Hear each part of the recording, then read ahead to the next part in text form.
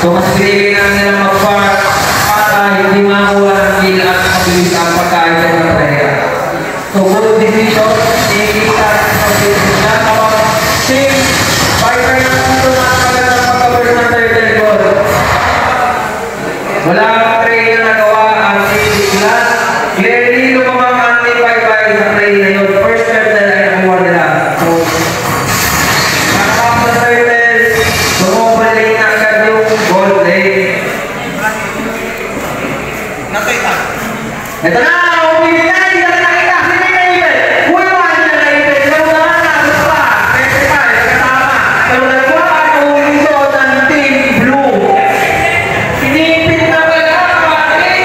Hindi na nakagala ng mga nila doon! Nandalaman niya! Pero... Sadly! Nagka-pera yung Ranger doon sa ginawa nila. Napaganda nila ginawa nila para pag-video sa pag-performance nila. Tama na tayo na ulit. Tignan natin. Uli-uli mahanap niya ay. Wala lang din. Third dito, palabas na. Wala masyadong ulo. Ang coatings natin, talagang nagsasakan sila. Hindi nila ulo. Yan na. Huwag na lang sila mag-ibig ng lupa. Kapasok sila. Makuha ka talaga yan. Mag-ibig nga ba sila? Huwag mag-ibig. Okay, kumontes na nila yung lupa. Ito na.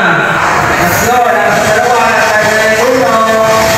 Sumipit na. Yung nakita ko na yung una. Nakukuha na yung una. Dahil sa break. Sila na. Kapalaya. Ulit. Kapalaya. Ulit. Wala ka na natin. Patay. Pero may pala ka sila. Ito na. Nakapalo. Kumano sila. Dinalasan. Dinalasan. Nakapalo. Ulitin. Grabe. Napakataling yung pagkakaroon sila.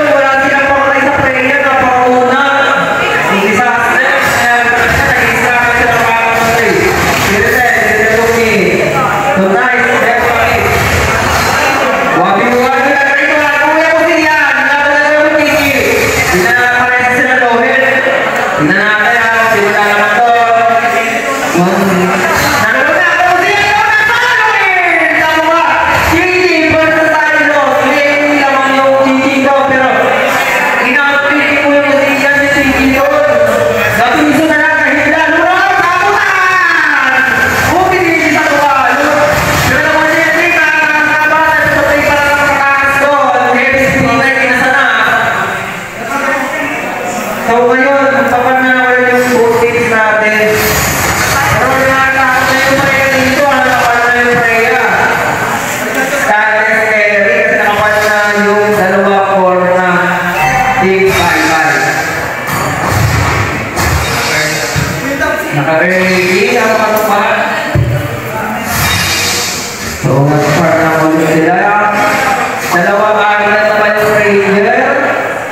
Yung Irene, sa kanya pala. Yung Lita, mo pala ng kanyang berserker. So, ibigay na lang ito ng sigla. Kasi wala silang paraan para labanan yung early potential. So, pero Irene, tumalon. Direct na lang yun. Pero hindi na lang yung tagal niya. Para lang kasi yung tower.